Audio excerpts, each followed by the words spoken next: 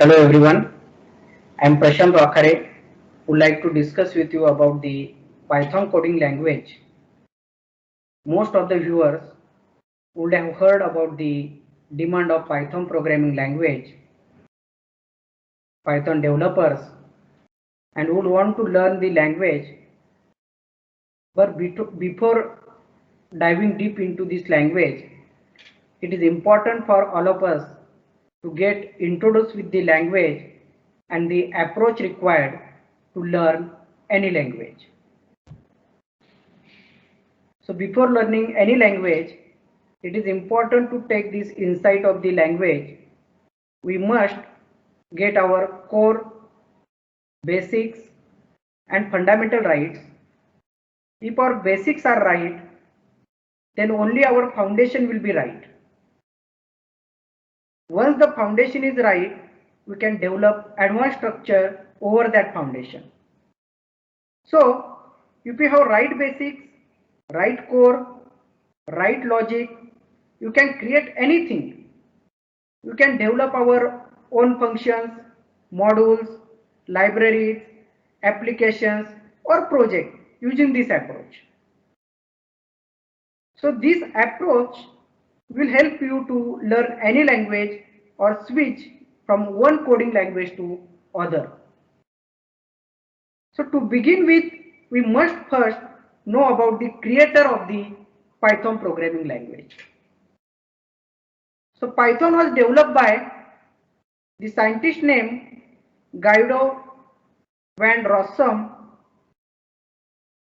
and was released in the year 1991 on February 20.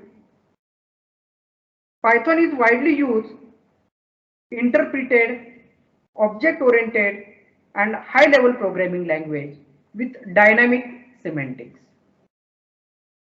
The name Python comes from the old BBC television comedy sketch series. I think all of you know this, called Monty Python Flying Circus. The amazing feature of Python is that it was developed by a single person, and this person name I have already told, Guido van Rossum. The main intention behind developing the Python programming language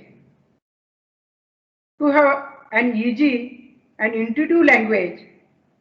It should be open source so anyone can contribute to its development. The syntax is easily understandable, as plain as English. Python is an interpreted language and this makes Python dynamic and easy to debug.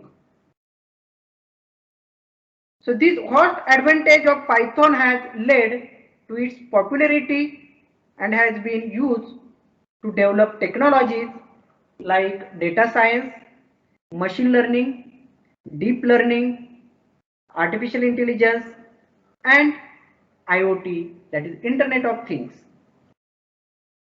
So I hope this introduction was informative and also brought you to step closer towards understanding the Python language.